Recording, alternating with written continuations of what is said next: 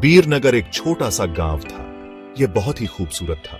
चारों तरफ हरियाली थी। खेतों में लहलहाती फसलें होती थीं। नदी का साफ पानी बहता था। पक्षियों का कलरव सुनाई देता था। गांव के लोग बहुत ही सरल और मेहनती थे। वे एक दूसरे की मदद करते थे। गांव में एक पुरानी हवेली थी। यह हवेली बहुत बड़ी और भव्य थी। हवेली के चारों ओर एक बड़ा सा बगीचा था। बगीचे में तरह तरह के फूल और फलदार वृक्ष थे। हवेली में बहुत सालों से कोई नहीं रहता था। लोगों का कहना था कि इस हवेली में भूत रहते हैं। कोई भी इस हवेली के पास जाने की हिम्मत नहीं करता था। एक दिन गांव में एक खबर फैल गई। खबर थी कि गांव के पुराने जमींदार परिवार के लोग वापस आ रहे हैं।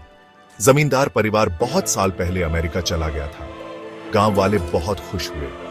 उन्होंने जमींदार परिवार का स्वागत करने की तैयारी शुरू कर दी। कुछ दिनों बाद जमींदार परिवार गांव आ गया। परिवार में 4 लोग थे। जमींदार दंपत्ति, उनका बेटा और उनकी बहू। जमींदार परिवार का स्वागत बड़े धूमधाम से हुआ। ढोल नगाड़े बजे, फूल बरसाए गए। जमींदार परिवार अपनी पुरानी हवेली में रहने लगा। जमींदार दंपत्ति बहुत ही दयालु थे। उन्होंने गांव वालों की बहुत मदद की। जमींदार के बेटे का नाम रवि था। रवि बहुत ही सुंदर और हंसमुख था। वह जल्दी ही गांव के बच्चों का दोस्त बन गया। सब कुछ ठीक चल रहा था, लेकिन एक दिन अचानक रवि की तबीयत खराब हो गई। उसे तेज बुखार आया। गांव के वैद्य को बुलाया गया। वैद्य ने दवा दी, लेकिन रवि की तबीयत में कोई सुधार नहीं हुआ। रवि की हालत दिन ब दिन बिगड़ती गई।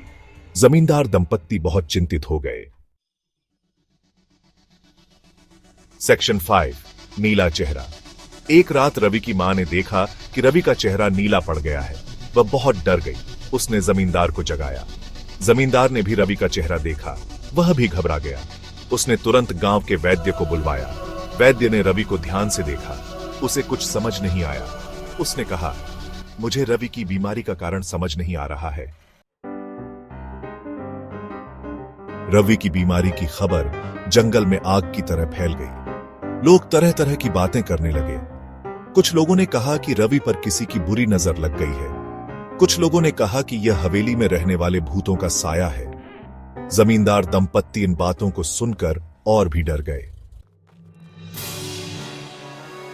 एक दिन एक बूढ़ी औरत जमींदार के पास आई। बूढ़ी औरत ने बताया कि हवेली में एक गुप्त तहखाना है। उसने कहा, इस तहखाने में कुछ ऐसा है जो रवि की बीमारी का कारण बन रहा है।